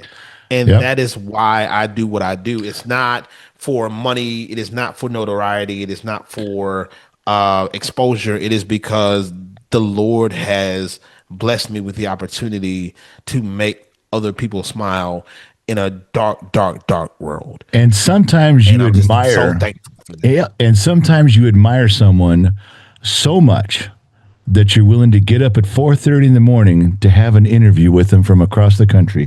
I don't know who would do that, but sometimes you admire someone at that level. You're willing to break routine. I'm not pointing fingers at anybody who's willing to do that, but there are some people out there that have that kind of dedication to the people they admire. I'm just throwing that out there. Just laying it out. All right. This is not Special people, special people. special people that need to be noticed. What's your favorite Bible verse? You had to pick one. Oh God, dude, you're asking me to pick, like it's like picking your favorite child. Here, hold on. I have a couple that are Something that saved. just sticks with you because you got to go back to them, or something that just hit you when you first read it and you stuck with it forever. Okay, John 10:10 is a big one for me, and I'm gonna pull it up because I don't want to misquote it or get it wrong. All right. Like some people who will do that or quote like wrong. John 10:10 says, "The thief comes only to steal and kill and destroy. I came that they may have life and have it abundantly." Mm, You know, Jesus came here so that we may have an abundant life. Like we have the opportunity to live life and just take it by the hand and enjoy it and have fun and love it and be able to live abundantly through that. And there are some who don't recognize it or don't want to or look at life and say, everybody's out to get me, things are going wrong. Like even in our darkest times, even in the valleys, we should praise and be thankful because those are the moments that make us who we are. Those are the moments that make us stronger. yeah. So it is important for us to live life and live it abundantly because we've been given the opportunity to do that. So we should take every day and live it to our fullest. I appreciate you answering that question. I've done some interviews where someone will introduce their faith a little bit. They'll just casually mention it, and I may ask that question. I've had a couple people be upset that I asked, like it was too personal. Just letting you know that does happen. So thank you for not being bashful about that at all. I really appreciate No, that part. I keep my verses ready. I have my Bible. Of course, my Bible app is on my phone. I have my devotional. I have my study Bible right here in front of me. So it's like I will. If you ask me what my favorite verse is, again, there are a bunch of them that I love, and I'll just pull up the one that I'm studying on right now Sure. and tell you this is what I'm looking at today, and it all goes back to the message that I was listening to the other day, and I'll tell you, it was Transformation Church's Michael Todd. It was the one from this past Sunday. So if you like go onto their YouTube, you'll be able to find the message, and I have a ton of notes from it from what you have permission to prosper. You have permission to produce. God's will for your life is to work it. Your work and your job are separate. Your work can be your job. Your job can pay so that you can do your work. And that's really the big one, because what I'm able to do now has been able to support my love for doing other things, for going out and spreading the love of God to other people, and to be able to be abundant in giving, because we give, like the merch that I have, the We Rock Together, the majority of the main merch goes to our local food bank, our Daily Bread. Wow. That's here in Hammond. A portion of the proceeds go to our food bank. We also have the blue shirts that go to Commission Mankind, which is run by my buddy Joel, and they drill water wells all over the world. We're gonna go, I think, to India at some point with him to go and do some to drill some water wells and do some work, and for like continue to forge the philanthropy in other places. We have red shirts that go to the American Heart Association, pink shirts that go to breast cancer research. We're looking at doing other colors for other charitable organizations. Of course, I tithe regularly. But I don't say these things to be like, oh, well, look at all that I'm doing. No, because this is what I'm supposed to be. This is obedience. Well, and that's what God wants from us, is obedience. You could back that up just to simply say that this, who you've become, the persona online that you've become, has given you an opportunity to witness through your life. There's nothing else. You get to witness to people by just what you're doing, and they see it. That's huge. Right. That's a big, big thing. Yeah. And what I meant by that verse thing was that you didn't back away from it, because I think sometimes when someone brings up a faith, and I've asked them in an interview, they're either afraid to comment on it, or they might even be a little bit ashamed of it, like they wish they hadn't mentioned it. And so I'm not trying to challenge someone on it, but if they bring it up, then I don't mind following up. But I really appreciate you answering that question, because you boy, it opened the door for you, and you ran with it, and I like that a ton. I really do appreciate that, Nick, a lot. No problem, man. Thank you for giving me the opportunity to do so. Now listen, I'm confused on something here. I scrolled back through a lot of your videos, and some of it I can't tell in your car if you're lip syncing or if you're singing low, because you really do sing, and you really do make a record. You really have songs. I mean, you're not out there doing the Milli Vanilli thing. You actually know how to sing and write and perform. So you got to tell me how I will say this. Got into that side of it. Go ahead. Okay, so I do sing. I host karaoke's. I do love to sing. The albums that I have out, that's AI. That's all computer generated. I'm not singing those songs. So are you sure? Because it sounds like you, man. It sounds like you. I'm positive it is not me. And I will say that, like, there's some stuff that I have done, like I need to release the Corn ABCs as an actual song, because that was me singing. That was before the whole AI thing even came about years ago. You can sing, right? You can carry a note. You can carry a tune. Okay. I can't. Like, there's a video I just posted from the cruise that I was just on, where we did karaoke, and I did Lit, My Own Worst Enemy. And it was so much fun doing, and I love doing songs like that. I did a gig in Shreveport last year at Red River Revel, where I sang some of the AI songs that I put out, like the Yacht Rock Soul stuff, but I also sang a ton of covers of different songs, because I love to get up and sing and do stuff. We want to work with that some more, and possibly like tour it at some point.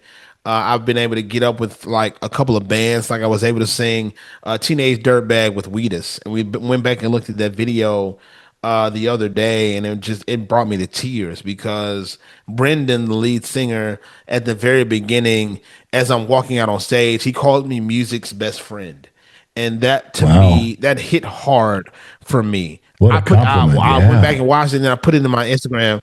when put in my Instagram store and put in my Instagram bio as music's best friend, because that meant a lot to me. In that same show, I was able to sing Stacy's Mom with Bowling for Soup. That is not their song, but people always say that it's their song. So they ended up covering it on one of their albums, and they asked me to come out and sing it with them as part of like a gag thing during their tour where they were doing the 20th anniversary of their album. What a moment, though, Nick. What a moment, though. Never forget. God, that's great. Yeah, like being able to do that, being able like this past cruise that we did, I was able to get up with the band Feel and sing Use Me by Bill Withers. They asked me to come on and do it with them. And like it's just to have these opportunities and these moments with these bands and with these people has just it's meant the world to me because of my love of music and because of my admiration of the people who are doing these things, to be asked to perform with them, to be asked to come on stage with them, these big name bands, and even with the AI stuff, there's recognition, there's appreciation there. I don't know if I've ever told this story publicly, like on a podcast or anything. Like you may be getting a scoop. I'm loving it. If I did. Just lie to me and tell me it's a scoop. Tell me it's exclusive, and sure. It's breaking here right now. This cutting edge stuff. So, like you said, we'll have albums out. As a matter of fact, I have a new album. This is a scoop because I have not talked about this on social media yet. I got discouraged at the beginning of the year because YouTube took my channel down. Whoa. Had 150,000 subscribers. A lot of the music that I hadn't put out on streaming services yet, I put on this YouTube channel. They're all covers. They're all licensed. And YouTube was like, no, we got to take this down because of a certain music group that I'm not going to name, but their name rhymes with Mooniversal. So Mooniversal User Group said, hey, we don't want this. And I got strikes and I had to have my channel taken down. I got my plaque for 100,000 that's still sitting here, but I don't have that channel anymore. Wow. And I got discouraged and I was like, and I had all these songs that were still on my computer that I had not released yet that I put on my YouTube, but I hadn't put them out on streaming, and people were consuming them through the YouTube.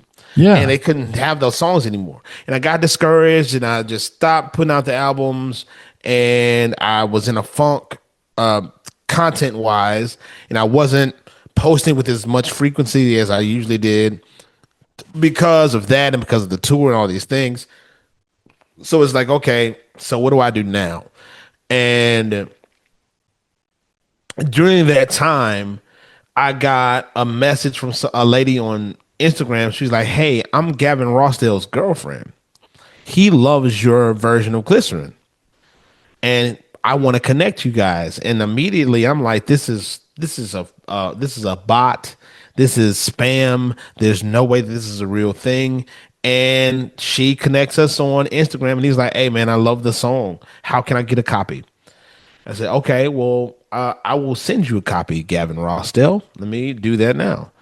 So he sends me his number, and I text him the version of the song.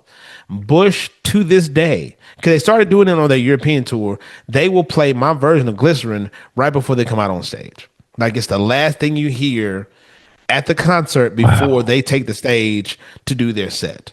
And I get messages, like people will put it in their stories. I get texts, I get Instagram DMs, I get videos of it from people who are like, yeah, Bush just used your version of Glycerin before they came out on stage. And before them, Seven Dust was playing my yacht rock version of Walk before they would come out on stage. So it's like these big name bands, they hear the stuff, like one of the Robert from Stone Temple Pilots heard of a couple of versions of like STP songs that I've done with the AI, and he's like, this is like beautiful. This is outstanding. I love this so much. And it's been surreal to hear that from people who like love this stuff and enjoy it. So that's incredible. After I got off the cruise, everywhere it goes out. That's the whole world. Yeah, it's amazing, man. So it's been. I got energized on on this cruise that I was just on by talking to all these bands and just being able to talk shop and and loving on them and getting loved on right back. Yeah. That I came home and immediately started uploading songs. So I have 4 albums coming out in the next 2 months. You got to be kidding me. I had a lot of songs. It was 44 songs that had been previously unreleased on streaming services that were just sitting on my computer because I had uploaded them to YouTube and people were consuming them that way. But after I got the channel taken down and before I could like put up another album, I was like, you know what? I might be done with this whole thing. So you can start pre-sales start on Friday for volume 4. And then it releases on May 8th. And then in 2 weeks later, volume 5 will drop. Then 2 weeks after that, volume 6 will drop. And then 2 weeks after that, volume 7 will drop. So where can everybody go? Give everybody the heads up on where to go find all this. Spotify, Apple Music, Amazon Music, it'll be on Pandora, it'll be on Deezer. And anywhere you get streaming, you can get it. And what do they look up specifically? Is it just The Professor Nick Harrison? If you look up The Professor Nick Harrison on Spotify, Apple Music, all these entities, which I have 6 albums out already, 3 Yacht Rock, 3 Soul. You look up my name, you can get all of it, and 4 more will be coming out over the summer. So I'm excited about it, energized about it because people, especially with some of these the first 2 are full of songs that I didn't even put on social media. So it'll be your first time listening. Albums. So I'm just very excited about the whole thing. Well, let me ask you this. You talked about YouTube taking down your channel. How do you feel about, TikTok just got finally bought out with all that controversy and up and down. Instagram just went through making some serious changes. They lost a big lawsuit, and then all of a sudden they're counting views differently, and their payouts have been dropped down by 65% to everybody who's just really struggling there. What do you think about some of those changes on just saying specifically TikTok and Instagram? Like it's been a challenge for a lot of content creators, myself included in that, with views going down, which means for a lot of them, if they've gone completely into social media and content creation, your monetization has gone down as a result. Yeah. And so the question is, for some people, is it even worth it? And I'll go back to what we just talked about with your job and your work. Your job is what pays you. Your work is what is your purpose, what feeds you and what feeds others. This, for me, it's not about the job. I know that God will provide for me and my family, and he has, man. He's been abundant, and we are so thankful to him. But part of that is obedience.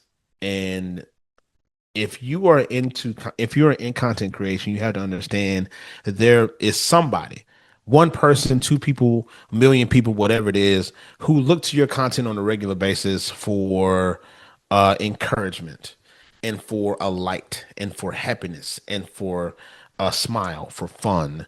Yeah. And, you get those messages every day from people who are like, I know if I'm having a bad day, I can come to your page and find a smile. And that's what it's about. So, yes, it has been tough because views have gone down, but the people who are supposed to be seeing your videos and your content are seeing your videos and your content. Yeah. So it's not about the amount of people who are seeing your stuff. It's the right people who are seeing your stuff. And thankfully, the right people are seeing my stuff. And with your content, it'll grow back up again. It will. Just the way it grew before, it'll continue to grow. The numbers will come up, the subscribers, the followers, it will.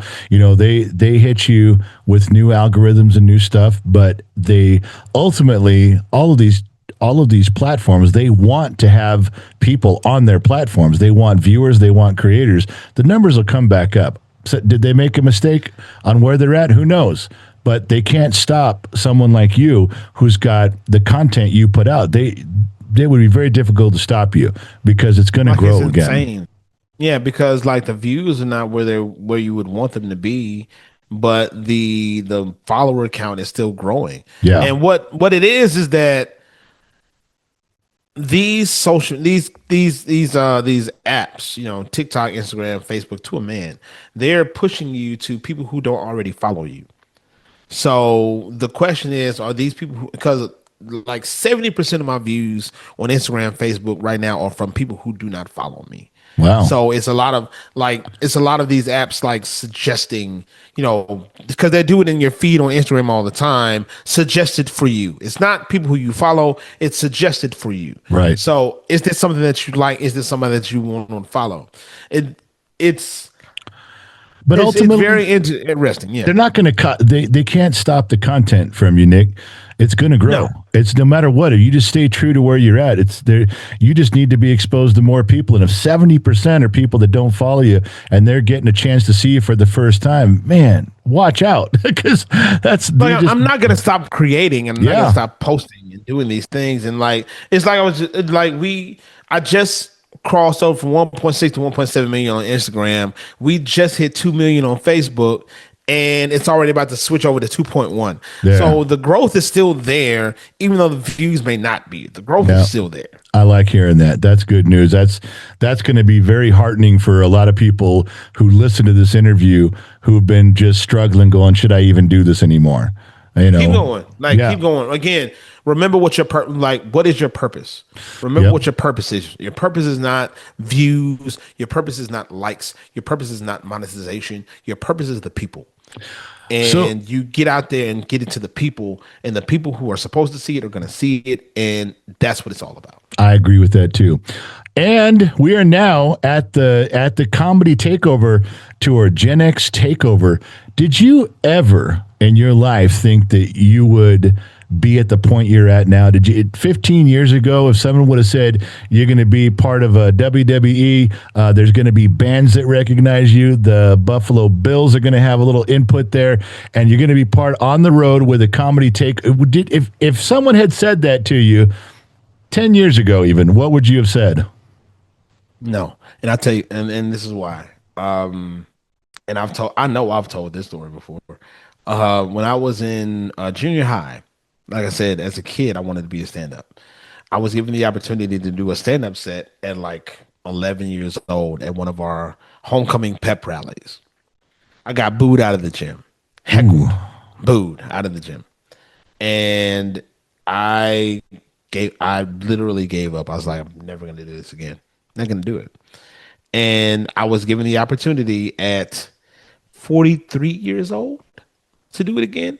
So like 30 years later, 30 plus years later, I am given the opportunity to reclaim a dream that I've had since I was a kid. And it turned into Gen X Takeover. So first of all, you cannot tell me that God is not real, because I know it, because I've seen it. I'm a living testimony to it. And it also has put a lot of this into perspective, because I never would have thought that the social media thing would have taken off. Again, I deleted TikTok when I first had it because I was like, no, this isn't for me. Right. And somebody says, yeah, this is for you. And I get on it and find out that it is for me. And then as a kid, I say, the stand-up thing, it's never going to happen. And I am given the opportunity for it to happen, and it happens. Sound like God said, yes, it is for you. You just don't know it yet. Like God is like, hey man, I've not been done with you yet. For you. I've planned this for you since you were a child. Like, this has already been written in the book. Yeah. And you're sitting here trying to deny it, and I'm trying to force you in, and I'm pushing you into it because this is what you're supposed to be doing. Because you're not listening, Nick. You're just not listening. So go freaking do it. And I'm able to go and do it. And it has been the most it's just been great. And not because it's satisfying to me, because I'm able to live my purpose and get out to the people. And it's helping so many people who are looking for that happiness, that smile, that light, and they're finding it. And I'm so thankful that they are, because that's what it's about. And it's just, I never would have dreamed that any of it would have turned into what it is now. And yet here you are. And yet here I am. So, and but God, and yet here I am. Now, so it's like, and Nick, I'm not saying that this particular interview you might have peaked. I wouldn't suggest that to you. I'm just saying. All downhill from here. All downhill from here. I will tell you this: I did see the comedy show. I did drive up to Boise, and nobody's doing what you're doing. No problem. I love doing it. Thank you for inviting me. Appreciate you guys letting me in the door. I don't know if you heard that story from John and how that happened, but he texted me. He goes, okay, when you get to Boise, you text me. I'll make sure your tickets are at the door. We'll get you in. We'll talk. We'll do so. I said, all right. So I'll bother him, but I drive up there. 7.5 hours to drive there. Just so John, if you're listening, remember that 7.5 hours, buddy. And I get there. I say, okay, I'm parking. I'm here. It's an hour before, 2 hours before the show or whatever. No response. I say, okay, I'm walking to the place. I'm going to figure out what building you guys are at. No response from John. So I get to the front door and I'm like, hey, I'm here. They don't have tickets. They don't even know who I am. They have no tickets, and no response from John. I texted him again and said, do you want me just to go home? I mean, is this like a prank or something? You get me all the way up here and there's no tickets? No response. I talked my way into the building through security with no ticket. So now I'm inside and I run into John's aunt. Aunt Joyce. Oh, the wonderful Joyce. The wonderful Joyce, yeah. And she comes along and she goes, what are you doing? What's going on? I said, there's no ticket. And my wife's outside because she can't talk her way in. So she's still outside at the window. I'm inside here because security's nice. Boy, she changed everything around within 5 minutes. Everything was where it was supposed to be. And I'm still trying to get a hold of John. She goes, you're not going to get him. He's having seconds of macaroni and cheese and he's not answering his phone. Yep. Pretty much. Like, what sense does that make? Joyce is the boss. You drive me 7.5 hours up there, and you choose macaroni and cheese over the guy you drug up there. What? That's what it came to. People don't understand. Joyce runs the show. I don't think people understand that. Like we talk about who our tour manager is. We talk about who books us. Joyce is the road mom. She is our resident boomer, and she runs the show. And she's like if we can't get it done, she's like, give me 5 minutes, and she gets it done. That's what it was. Just give me 5 minutes. Then she texted John and said, by the way, don't you ain't doing the interview. I'm going to do the interview with Mark. Because you're out. Boom. You're out. You're done. I'll sit with him because you don't get to do that interview. She's probably a better interview anyway. You might have been, I tell you. So we do I watched the show with you guys. We did the meet and greet, which I loved you guys taking time to do that. It was so much fun meeting all you guys in person. And then we watched the show. Now there's old people doing shows older than you and I, older than Gen X. There's boomers out there doing boomer sets. There's Gen X people in comedy doing Gen X sets. All right. And they're funny and I laugh. I get it. I could very much relate like we all can. I have not run across a troupe, which for you young kids, that's what they call it. They call it a troupe when they're traveling. So you young kids don't know. That's what now you know something. You're welcome, America. I gave you that one for free. I haven't seen anybody do what you're doing, and I certainly didn't expect it to be done so well. And you guys really do a good job. Not only each individual set from each one of you is so different. It is not like you're repetitive. Nobody's saying the same jokes over and over. Nobody's got the same delivery. My wife laughed so hard she almost passed out with Kelly. Just that girl's energy and how funny she was. Yeah. My wife was laughing so hard she couldn't keep her eyes dry. You make me tired watching you. You are so your physical comedy and you're so animated and you move. I'm like, I couldn't get up there and do what he's doing. How does he? You're running around. You're laying on your back. You are moving the whole time, and it comes across. You got an energy. You got the jokes. Kelly got the jokes. I get it. There's stories in there, but I'm telling you, that was a big thing to watch you run around that stage and bring us all in like that. And then Sherry does her part, and John. Well, we already know how we're talking about John today. Good, you put him at leadoff. Because if he gets a single or he flies out, nobody cares. The show moves on. So when John's set's done, I don't think it mattered that much. I think that was good. And then the finish was amazing with you guys set up in the car.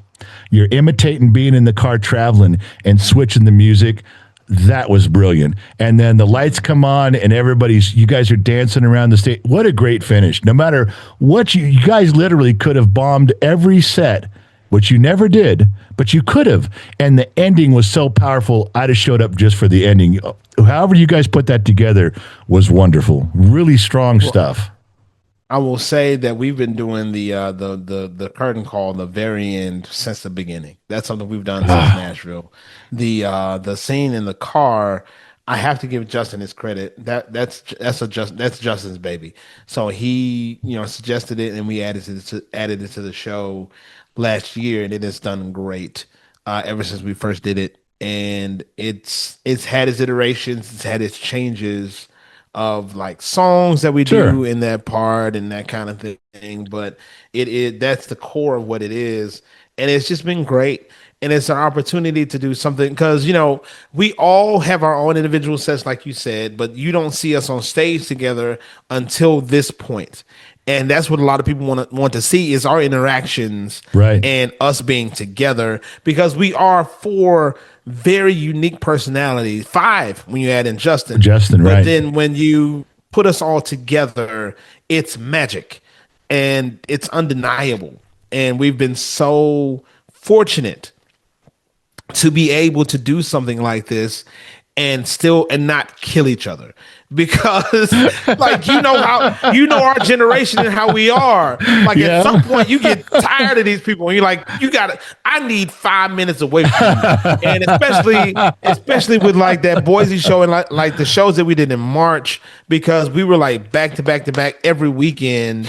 We had like that time period between the month of March and the very beginning of April. We had Charlotte, Baltimore, Buffalo, Chicago, Indianapolis, Oklahoma City, Mesa, Arizona, Omaha, Nebraska, Boise, Idaho, like in succession in a couple of weeks. And we really only had a week break between Omaha and Boise.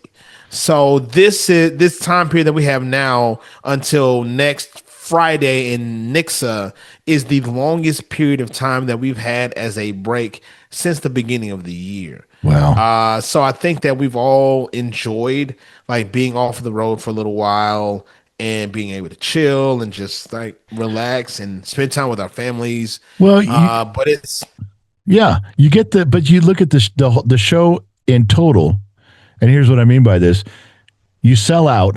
That's one. You get a big line of people in the VIP line that want to pay a little extra to meet you in person and take some pictures. That's 2. Not only, and number 3 is everyone's laughing the whole duration. That's 3. But at the end, there's not one person sitting. Everybody is standing. I refuse. Everyone. That's something to get about this. I refuse. Everyone is standing. Don't sit down. Everyone is like, that's the last thing. That's the pinnacle of all the stuff that led to that moment. And there's nobody sitting. Everybody's just they're with you. I was in the audience. I know. I don't know how much you can see with those bright lights in your eyes, but I'm out there and I was watching, and everybody was standing. you are real white, so it's hard to miss you. Well, I'm big fat white guy. You can't. If you miss me, we got a problem. If you miss the big fat white guy waving and screaming your name, Nick, buddy. Like that's the way that the show ends is just so special, because it like one of the first, like when we did it in the St. Louis show, I could not stop crying because it was 2,000 people, like all over the factory, from the balcony to the floor, standing, lights out, waving them in the air, singing along with us. It was our biggest show to date. And there are still times during that portion of the show where I will just start bawling. I'm the crier of the group, I don't know if you've been able to tell. And I will just start bawling my eyes out because it is special. Yeah. And it does mean a lot, because the fact that all of these people, to a man, decided to come out and see us 5 dorks standing on stage telling jokes. Yeah. And people just love it, and they are appreciative of it, and we love them right back for it, because none of us None of us. Kelly puts out a video like once a month where she's like, "How is this my job? What the hell happened? Yeah. How did we get here?" And I'm the same way of like, I'm amazed that this is something that we get to do for a living. Yeah. That we get to tour the country and go to these amazing cities and amazing venues and do this show with each other. And people keep coming back out to see it. Like, we have groupies. We have people who have been to multiple shows Sure. that will travel around the country to come and see us. And we're like, why? Why? And it's, I say that jokingly, but really it's like, Well, what I could like, explain it what's to up, you. man? I could explain it to you, but you still wouldn't believe it. So, No. it would, for a But guy. I know the reason, and I know the reason. I know the reason. Yeah, I know. You the reason. I'm just goofing with you, but you know that's Yeah. true. I could explain it to you, and you'd still shake your head and go, "I don't believe you." You know what I mean? Because Yeah. for a guy like you, who never really started out plotting out this career, because you certainly didn't anticipate this at 7 years old when you're imitating Eddie Murphy. You didn't see yourself right here. But for a guy who didn't plan out this career, it looks like it's been a hell of a ride, Nick.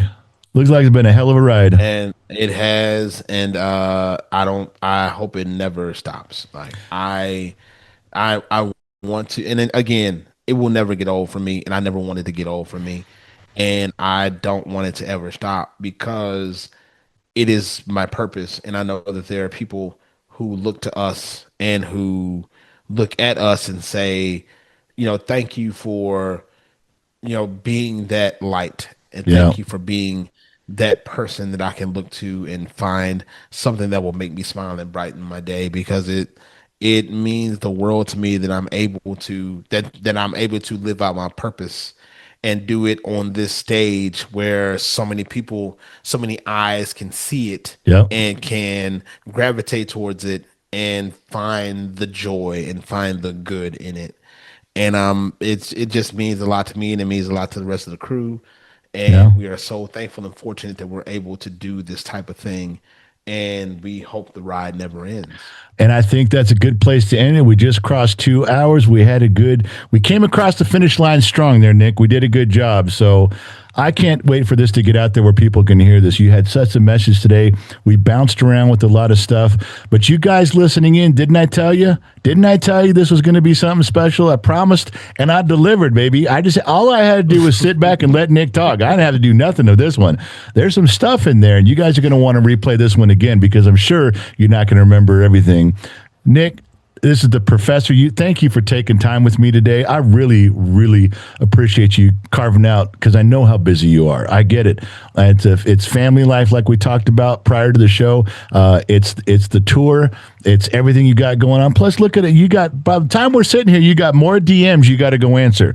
You got more things you got to get back and go do. We're about to, like I said, I've got a meeting. I've got the GenX chat is already blowing up with me and John and Sherry, because they never sleep. These people never freaking sleep.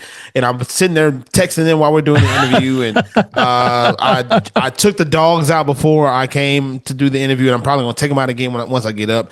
I'm gonna fix breakfast for everybody because it's around 9, so the 8-year-old is about to bounce out of his room looking for his Reese's Puffs and bacon. So I'm gonna need to make his breakfast and make the 13-year-old's breakfast and do all these things. And we have appointments and we have meetings and all this stuff. But in life, you make time for what's important. Well, I appreciate you making time. I do. And this was important. And I wanted to make sure that we made time and cleared out enough time for it so I could do it the right way. And appreciate you, my guy. Mark, I appreciate you even wanting to talk to me, because I think a lot of times people don't even want to talk to me. So I appreciate you for carving out the time and wanting me to be here. And I really do appreciate it. And anytime, man. Nick, my fans are your fans. They love you to death. They're waiting for this one. They just want to hear some stuff from behind the scenes. They want to hear how you got here and the stuff that's important to you along the way. And you delivered. You delivered great. Everyone's going to love this. I really appreciate you. Thanks for coming on. Hey, man, thank you. And as I say on every broadcast I try to, if nobody's told you today you are loved, you're appreciated, you're important, you're more than enough exactly as you are, and always remember to be great. Mark, thank you for having me. I truly appreciate it. Thank you to your lovely wife for helping coordinate it and get it all together. You guys are both amazing.